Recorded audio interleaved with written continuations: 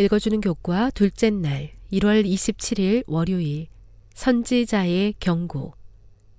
그런즉 왕이여, 내가 아뢰는 것을 받으시고 공의를 행함으로 죄를 사하고 가난한 자를 긍휼히 여김으로 죄악을 사하소서.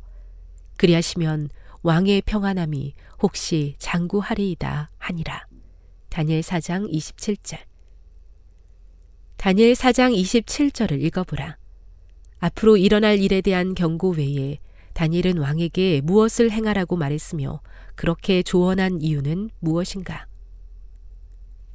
다니엘은 꿈을 해석했을 뿐 아니라 느부갓네살이 현 상황에서 벗어날 수 있는 길까지 제시하였다.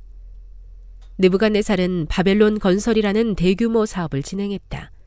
수로를 갖춘 정원들과 수백 개의 신전, 그리고 여러 건설 계획은 그 도시를 고대 세계의 불가사의 중 하나가 되게 했다. 그러나 그 같은 화려함과 아름다움은 대부분 노예들의 노동력을 착취하고 빈민들을 간과하는 정책을 통해 이룩되었다.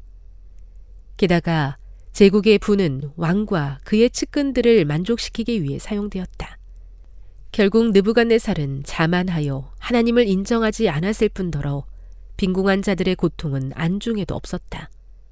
하나님이 가난한 자들을 위해 보이는 특별한 관심을 고려한다면 다니엘이 왕 앞에서 여러 죄악 중 가난한 자들을 외면하는 죄악을 지적했다는 사실은 그리 놀랄 일도 아니다. 느부갓네살에게 주어진 기별은 전혀 새로운 것이 아니었다. 구약 선지자들은 하나님의 백성들에게 가난한 자들을 억압하는 죄에 대해 자주 경고하였다. 사실 느부갓네살 왕의 퇴출을 이끈 죄악 중 가장 두드러진 죄가 바로 궁핍한 자들에 대한 소홀함이었다.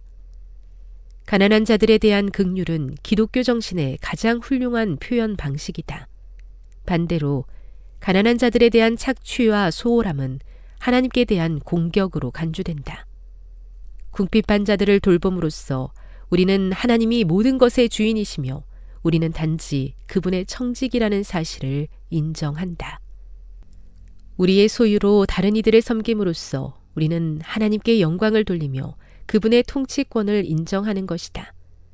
궁극적으로 물질적인 소유의 가치와 기능을 결정하는 것은 하나님의 소유권이다. 느부갓네살은 이 점에서 실패하였고 우리도 우리의 업적에 대한 하나님의 최상권을 인정하고 궁핍한 자들을 도움으로써 그러한 우리의 인식을 나타내지 않는 한 똑같은 실패의 길을 걸을 위험이 있다. 교훈입니다. 바벨론의 화려함 이면에는 가난한 자들에 대한 착취와 외면이 있었다. 느부갓네살은 하나님의 통치를 인정하고 이러한 잘못을 시정하도록 경고를 받았다. 묵상. 교만이 하늘을 찌를 듯한 왕에게 낮은 자들을 바라보게 한 선지자의 조언은 그대에게 어떤 교훈을 줍니까? 적용. 그대가 이번 주에 돌아보아야 할 사람은 누구입니까? 그를 위해 무엇을 할 수 있을까요?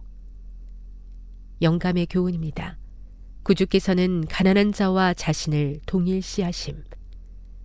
가난한 자들이 등한시되고 잊히며 차가운 시선과 가혹한 말로 대해지면 죄인은 그분의 성도가 된 인간을 통하여 그리스도를 등한히하고 있다는 것을 명심해야 한다.